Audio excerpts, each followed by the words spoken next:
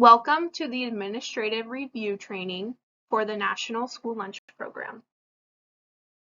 Today you will be hearing from Taylor Schorsch, Allie Lampman, Jessica Vermansky, and Katie Parch. The purpose of today's training is to teach you how to prepare for the review. We have other trainings on our website to support you in program operations. You will receive 1 hour of training to count towards meeting annual professional standards requirements. A training certificate will be made available on the website. On this page, you will see a list of resources which are available for sponsors during the review process. This PowerPoint presentation will be made available on the website, along with SFA tools, which will be further explained throughout this training. Information on administrative reviews can be found on our website at Nebraska Department of Education Nutrition Services. The Administrative Review Flowchart is a great tool to help schools understand when to complete actions and who completes each action required for administrative reviews. Moving through the chart, you will see on the left-hand side a list of actions which need to be completed off-site or prior to NDE coming to your school for the review. The middle row shows responsibilities which will take place on-site or once NDE has come to your school for the review, and the right-hand side shows post-on-site actions or actions to complete after the review has taken place. You can determine which action is the school's responsibility or NDE's responsibility by noticing the color of each box. All gray filled boxes are NDE's responsibility.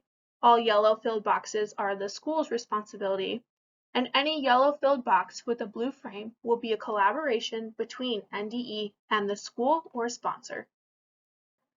The administrative review areas the state agency is responsible for reviewing will be identified in detail shortly.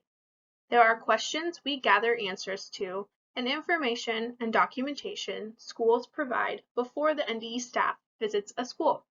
These are referred to as the off-site questions, or questions you complete before we are on-site to visit your school meal program. The off-site questions support the NDE staff in completing a comprehensive assessment of a school's meals program. Off-site questions are accessed in the CNP system, which you can see in the pictures on this slide. Log in as you normally would to access your annual application or to complete a monthly claim. You will access the off-site forms using the compliance option from the menu across the top. You can review the off-site assessment guide for help in accessing and navigating around the forms. This slide shows the next steps in accessing the off-site questions after clicking on the Compliance tab. You can find the administrative review forms by first clicking on the Detail action next to Review Form. This will pull up the SFA off-site forms which are required to be completed prior to NDE visiting your school. The first portion of this PowerPoint will discuss 100 level, 200 level, and 300 level questions. Your program specialist or reviewer will provide the school with a document checklist as shown on this slide. This will show the documents the schools need to upload into CNP for the reviewer. This slide shows you how to upload the documents outlined on the document checklist, which was shown on the previous slide. Under the Compliance tab, you will click on Details next to Review Attachments. This will allow you to add attachments that are outlined on the document checklist. You will now review the administrative review process by program areas. The next portion of this PowerPoint will discuss certification and benefit issuance, meal counting and claiming, meal pattern compliance and dietary specifications, and general program requirements. As shown on a previous slide, you will access the off-site questions through the Compliance tab in CNP. The 100 and 200 level questions review certification and benefit issuance and verification, which we discussed on the previous slide. Answer these questions to the best of your ability, knowing we answer a similar set of questions and can ask for verification we may need. Certification, benefit issuance, and verification. Meal applications might be submitted for students also identified in the current school year's match list. In this case, provide to us the one that identifies the higher benefit for the student. The higher meal benefit should be the one associated with the students in the roster and the meal benefits assigned to them. As reviewers, we want to verify those students in the roster are receiving the correct meal benefits or make sure they are on the direct certification match list. You will need to provide NDE with documentation of each student's meal benefit in the form of a paper roster or a copy of electronic rosters with meal benefit codes. Meal counting and claiming refers to a system that accurately counts, records, consolidates, and reports the number of reimbursable meals claimed by category, such as free, reduced price, or paid. There must be someone trained to identify the required components of a reimbursable meal, to count meals served, and that person is required to be at the end of the service line in order to ensure that meals counted and claimed for reimbursement are complete. This is an internal control required to ensure that meals counted for the monthly claim for reimbursement are counted correctly, and the integrity of the program is upheld for all service models, such as grab and go, parent pickup, or in the cafeteria. In layman's terms, we are making sure that the SFA accurately counts reimbursable meals at the point of sale, either manually or electronically, and that the correct meal counts are submitted in the claim system for reimbursement. We are also ensuring each student has a correct meal benefit assigned, and correct counting is being made through a point of service system, which again, someone is trained to understand all the components to look for. As you know, reimbursable meals must follow the National School Lunch Program and School Breakfast Program meal patterns. As shown on a previous slide, you can access the off-site questions through the Compliance tab in CNP. The 300 level questions review meal counting and claiming, which we discussed on the previous slide. Answer these questions to the best of your ability, knowing we answer a similar set of questions and can ask for verification we may need. What to do if inaccurate meal counts for the day of the review or the review month are found. The School Food Authority can report incorrect meal counts to the state agency and complete revision to the submitted claims. The state agency watches the meal service to ensure the meal counter identifies reimbursable meals correctly to ensure that meal counting is accurate. As a reminder, do not count meals served to adults, a la carte items, second meals, or second helpings. If you are operating the National School Lunch Program and processing free and reduced apps for income eligibility, you may also have fiscal action if not processed correctly. To wrap up the first portion of this PowerPoint, let's review the process for the sponsor. The sponsor is required to answer 100 level, 200 level, and 300 level off-site questions. They must ensure the claim for the review month is submitted in CNP. The sponsor must provide daily and monthly meal counts for the review month for sites that will be reviewed. They also must provide meal counts for the day of the on-site review for sites that were visited and reviewed. Let's switch gears and jump into the portion of the menu review that covers the areas of meal pattern compliance and dietary specifications. We start off with an overview of meal pattern requirements for this school year. All meals offered in this school year must meet the National School Lunch Program and School Breakfast Program meal patterns. These meal patterns emphasize fruits and vegetables, whole grains, and age-appropriate nutrition through quantity requirements. Receiving these high-quality nutritious meals will help our students learn better in school. We ask you contact NDE Nutrition Services with any challenges you are experiencing with supply chain. We will use the Dietary Specification Risk Assessment tool to help review your operations. This is a series of questions you will be asked to complete. In the CNP portal, the dietary specification risk assessment is completed off-site by you. Your reviewer will work with you on which sections to complete. In this tool, you will see questions like, do you cook with butter? Do you always serve low-sodium vegetables? Are your canned fruits in light syrup? Also, it will ask about portion sizes and condiments that you use on the regular. We will look at an example of the question in the portal shortly. After you complete that tool prior to our visit, the reviewer will also complete that tool based on our visual observation. This is to ensure the off-site answers match what is truly going on in your operation. The results of the dietary specification tool will determine if a nutrient analysis is required. Let's take another look at the CMP portal and where you will find the dietary specifications in the review form section of the Compliance tab. The red arrow shows you the 600 series, dietary specifications, and nutrition analysis in the off-site assessment. We are providing a few more steps here so you can reference later on how to actually access the tool and get started once your reviewer contacts you. To get started, click Modify, and a screen will appear first with some questions. Answer only question 601. Pick option 1, complete the dietary specification assessment tool. You can continue, but know an error message may appear. It is okay to continue as you and your reviewer will come back to these questions again. By answering this question, we have prompted the assessment tool, so let's take a look where to find those on the next screen. Next, scroll down on the off-site list to find your site, pictured here. Select Detail, and then your dietary specification assessment tool will populate for the meal services you provide.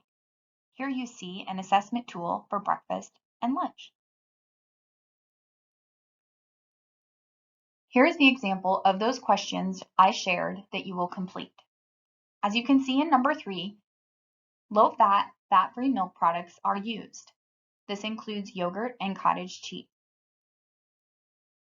For each question, you're going to select the number that corresponds to the best description. 1, always, which is every day or 5 days a week.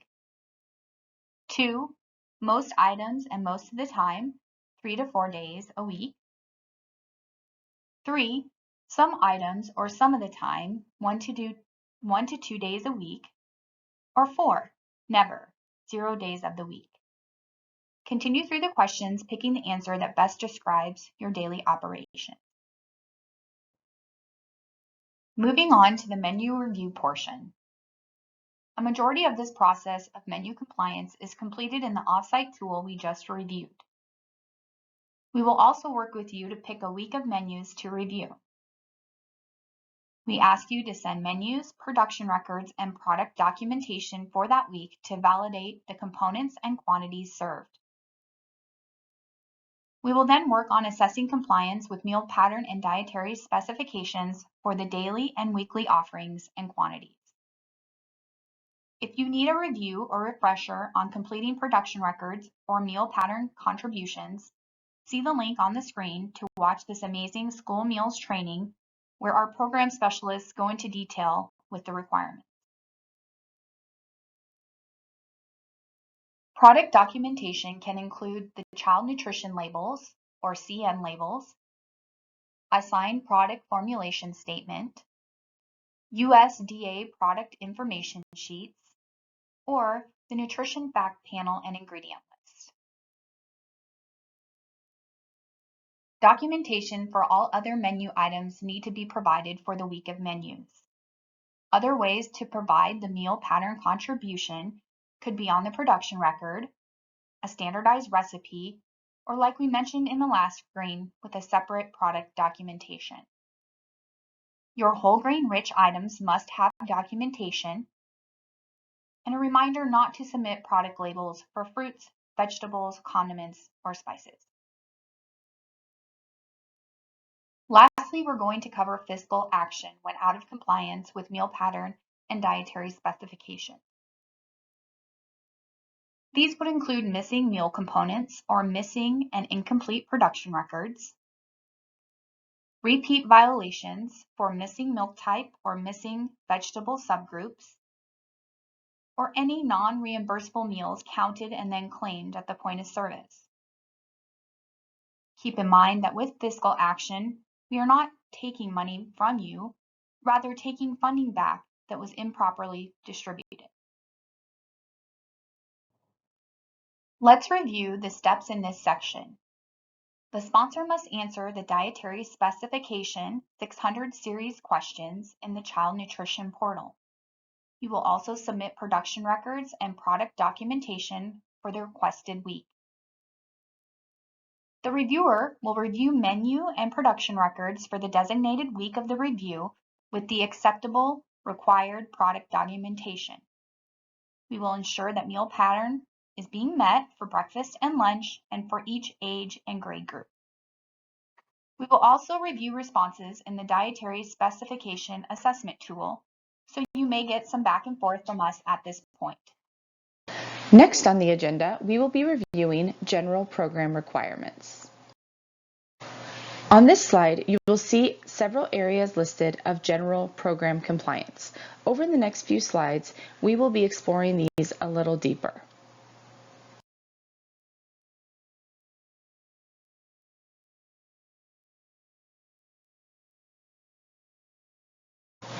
As we discuss each compliance area, we will also be referencing the off-site assessment forms in CNP that will need to be filled out by the SFA or school prior to the state agency reviewer coming on site. From CNP, this is a screenshot of what the review form looks like. Each topic area that we will review is associated with a set of questions. When you click Modify next to each of the topics, CNP will open up the set of questions for the sponsor or school to answer in that area. Let's begin with civil rights. Here is a list of what the reviewer will look at when visiting your site. The non-discrimination statement. This is the statement that notifies the public of the policy not to discriminate. The statement should be included on program informational materials. No child shall be denied benefits or discriminated against. Civil rights complaint procedure is the procedure that outlines the SFA's process if a civil rights complaint is filed against Food and Nutrition Services. It must meet the minimum requirements. In addition to the And Justice for All poster. This is the poster that serves as an equal opportunity policy notice to children that participate in child nutrition programs. This poster is required to be posted and visible to students at each site where meals are served. If your site needs additional posters, you can find those on our webpage at the NDE.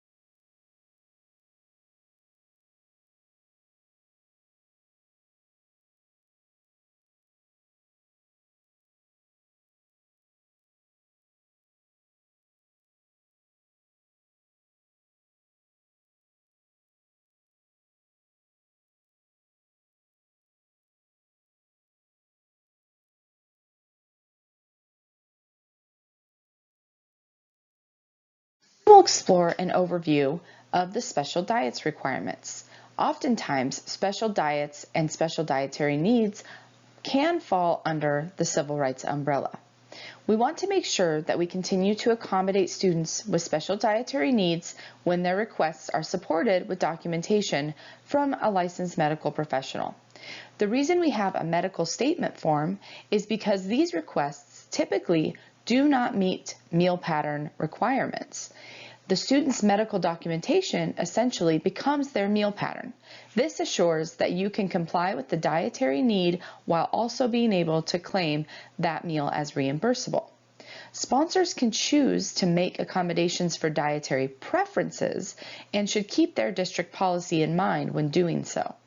For this type of a request, you would use the meal accommodation form. Accommodations for preferences must still meet all meal pattern requirements. You can visit our special dietary needs page for forms and additional resources at the NDE. During the review process, the sponsor, or SFA, will be responsible for answering the 800 series of off-site questions in CNP.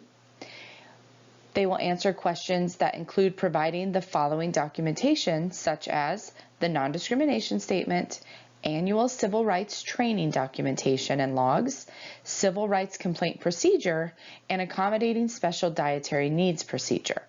The reviewer will be reviewing the off-site questions and any supporting documentation that is submitted. Below you will see the screenshot of the 800 series civil rights as it appears in CNP. Another area to be reviewed during the review process is the food safety requirements. Please remember to have your food safety or HACCP plan available when the reviewer is on site. Of course, we know safety in general, including food safety, have been heightened more than ever in the past couple of years. Your local public health department is the ultimate authority on food safety related questions. For state level guidance, you may also consult Erica Sanders. We've included her phone number and email for your convenience. You may also refer to our food safety webpage at the NDE for additional resources.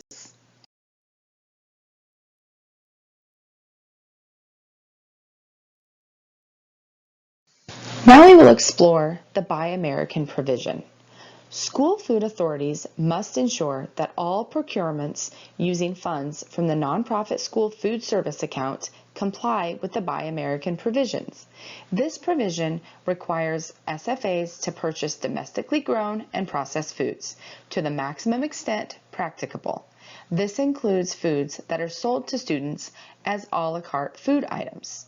While rare, two situations may warrant a waiver to permit purchases of foreign food products, and those include: 1, if the product is not produced or manufactured in the U.S. in sufficient and reasonably available quantities that are of satisfactory quality, and the competitive bids reveal the cost of a U.S. product is significantly higher than the foreign product. If you have questions about these two situations, please feel free to reach out to one of our program specialists for guidance.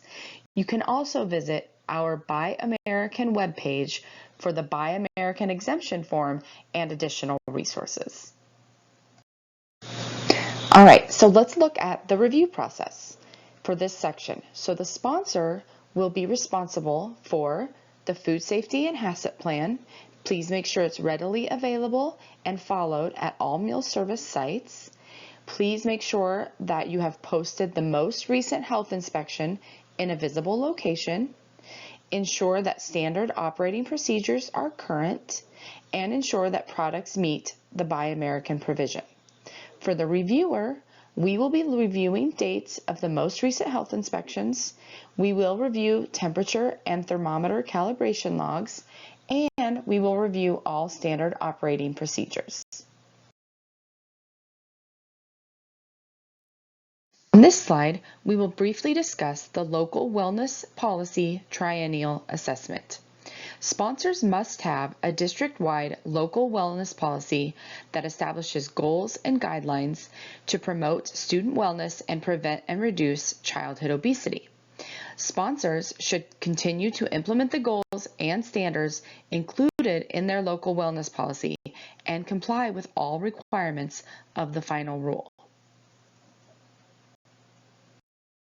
During the administrative review process, The sponsor will be responsible for answering the number 1000 series of offsite questions in CMP. There will be questions that include providing the following documentation.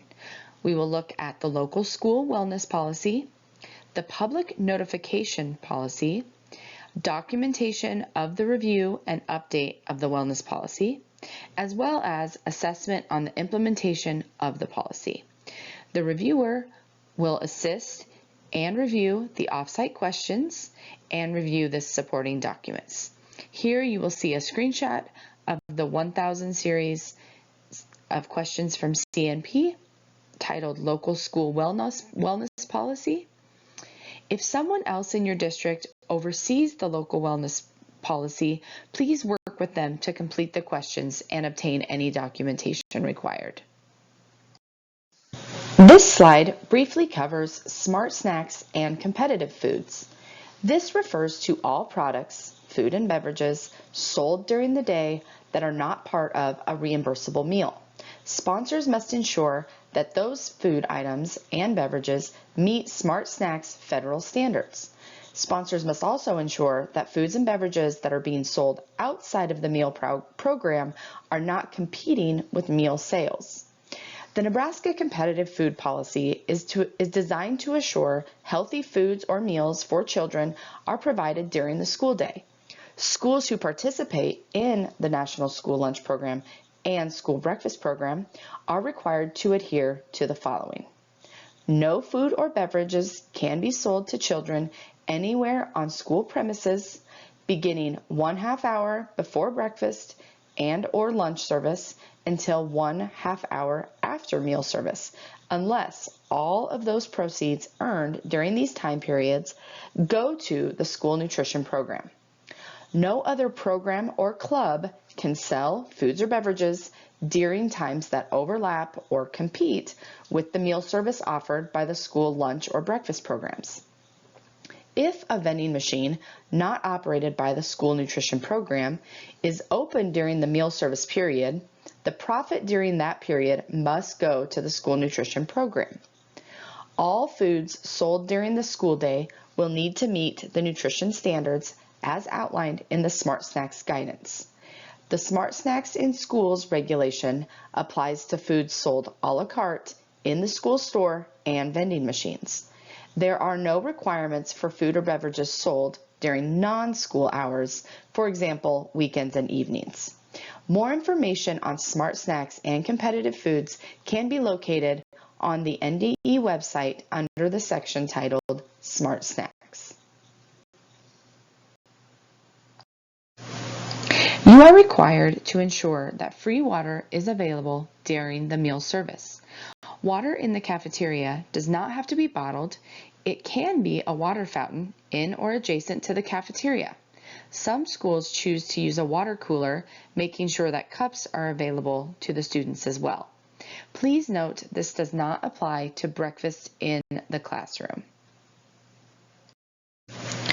During the review process, the sponsor will answer the 1100 series of offsite questions in CMP. They will provide a list of food and beverages sold a la carte, and they will provide product documentation for a few selected items that the reviewer has chosen to review. The reviewer will also review the offsite questions in CNP, and they will select the sample of items for the product documentation review. Again, you'll see a screenshot for the 1100 series titled Smart Snacks in CNP. Each meal site must be reviewed at least once during the year and must be completed by February 1st. You will utilize the on-site review summary or attachment I shown here. Sponsors with more than one school must review all sites operating lunch and at least 50% of the sites operating breakfast. During the review process, the sponsor will be responsible for answering the 900 series of offsite questions in CMP. You are responsible for conducting the monitoring visit by February 1st, as well as providing site monitoring forms for the reviewed sites. The reviewer will be reviewing the off-site questions in CNP, as well as reviewing the site monitoring forms for each site. Below, you see the screenshot of the 900 series questions in CNP titled SFA On-Site Monitoring. This slide lists reporting and record retention requirements. HACCP records are required for 1 year plus the current year, and all other program records such as production records, monitoring forms, meal counts, certification documents, and verification documents are required to be retained for at least 3 years plus the current year.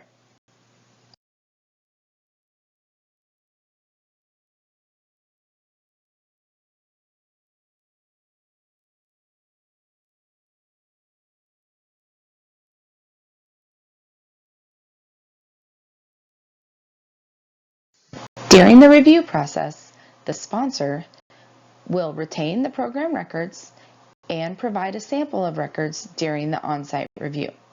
The reviewer will verify that all program records are kept for the required time frame. Any sponsors participating in the school breakfast or summer food service program must inform households of the availability of breakfast under the breakfast school program and meals offered through the summer food service program. The reviewer will be looking at these options on site. This can be done via your school webpage, newsletter, but documentation of this outreach must be provided. To sum up the review process for this section, the sponsor will be responsible for answering the 1600 series of off-site questions in CNP. You'll be responsible for notifying households of the breakfast program, if applicable, as well as notifying households of the availability of the SFSP across the state, even if it's not applicable at the district. The reviewer will be looking over those off-site questions in CNP. If your review is before February 1st and the on-site monitoring form has not yet been completed, we may look at previous year's monitoring forms or discuss a plan to complete the monitoring form prior to February 1st. Now we'll review professional standards requirements.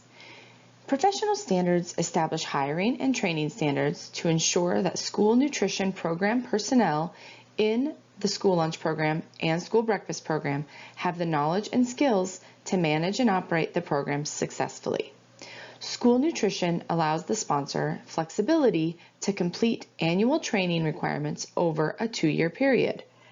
All training must be tracked on a training tracker with the key area and learning objective codes. Staff must complete the annual civil rights training, as we've discussed in previous slides, as well as any other training applicable to their day-to-day job duties. Please view the Professional Standards webpage at the NDE for more information. To summarize the review process for this section, the sponsor will answer the 1200 series of off-site questions in CNP. The sponsor will also provide a list of all employees, food safety training for directors and managers. They'll provide the training and tracking tool or method, as well as all supporting documentation for the completed trainings. The reviewer will review all of the off-site questions in this section and review any supporting documentation.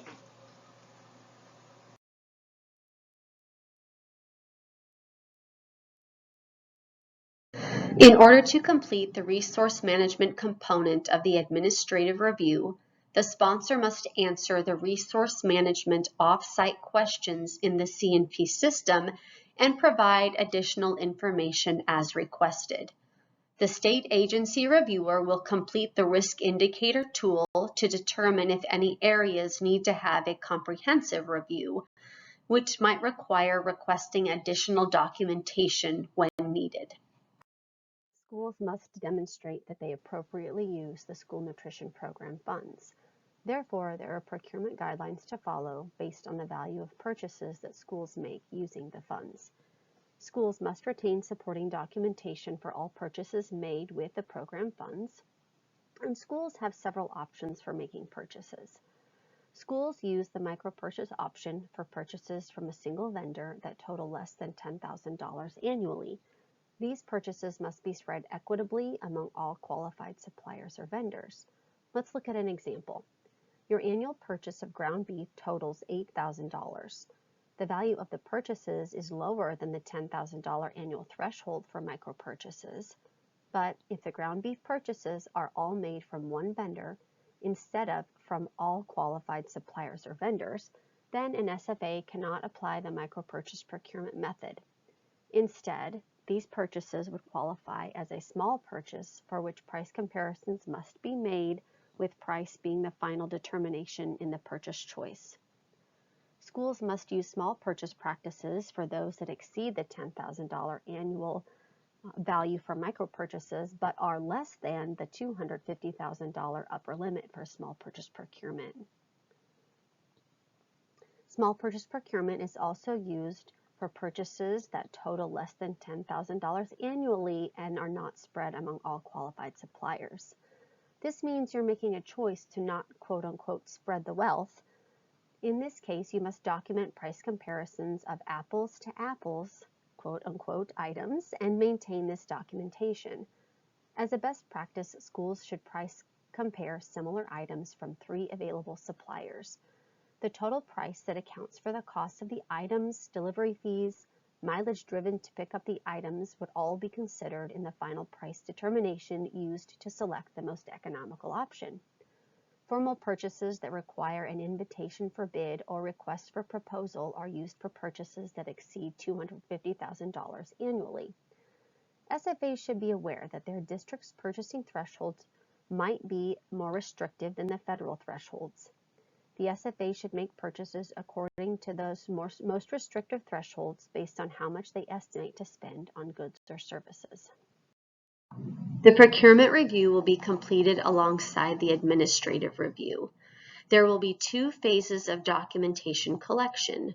The first will include off-site questions, an electronic vendor paid list, and procurement code of conduct and policies or procedures. Your reviewer will use the first round of documents to select a sample of procurement methods to review based on the vendors and purchase volume. The second phase of documentation will include supporting documents for each selected vendor, like a quote or a solicitation document, or maybe receipts or invoices. The reviewer will then complete a review of all documentation provided and will follow up with a review summary that could include corrective and action and/or technical assistance, as well as commendations as applicable. The Fresh Fruit Vegetable Program is allowed to be operated only at approved sites, and approved sites are notified by the Nebraska Department of Education Nutrition Services of their approval to participate. FFVP must operate or be provided during the school day, but cannot be provided at the same time as other child nutrition programs or meals. There are 2 record-keeping reminders specific to FFVP that are very important. You must keep all of your Fresh Fruit Vegetable Program items, receipts, or invoices to justify the ways in which you're using the program reimbursement. If your FFVP claims for reimbursement also include staff time, you need to ensure that the staff working in the FFVP record exactly their daily hours for the time they spend working on or in the program. It is not appropriate to estimate the amount of time an individual staff member spends doing FFVP duties. This should be something they record each and every day. In order to complete the FFVP or Fresh Fruit Vegetable Program component of the administrative review, the SFA staff must open and complete the Other Federal Programs form in the Off-Site Forms section. Here you can mark the FFVP box. Then the on-site reviewer will review program purchases and time certification documentation specific to the Fresh Fruit Vegetable Program. The reviewer will also review production records as well as make time to observe an FFVP service time on site. The after-school snack program review includes the same components as a review of the school lunch and/or breakfast meal service. This includes documentation that meal pattern is met for all claimed snacks, documentation of students' eligibility and which students eat snack on each day.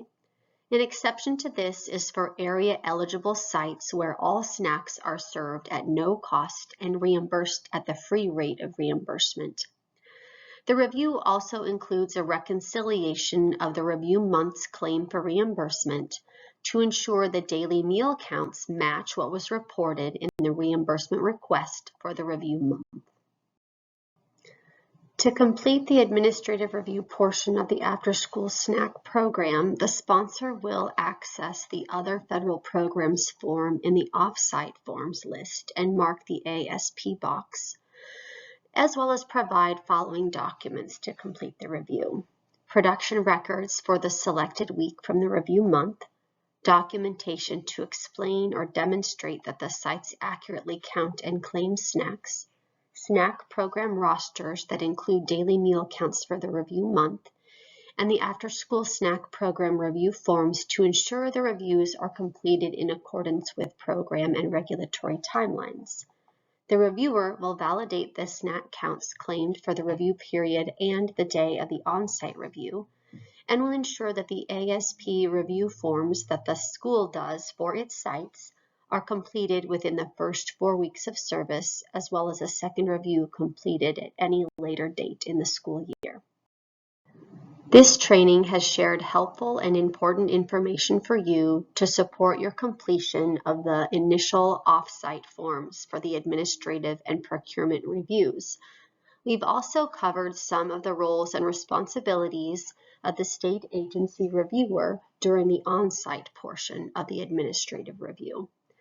After both of those are completed and all information has been obtained and reviewed, corrective action, technical assistance, and commendations will be noted by the reviewer, and then an exit conference will be held with the reviewer and any sponsor or school food authority staff willing to be present.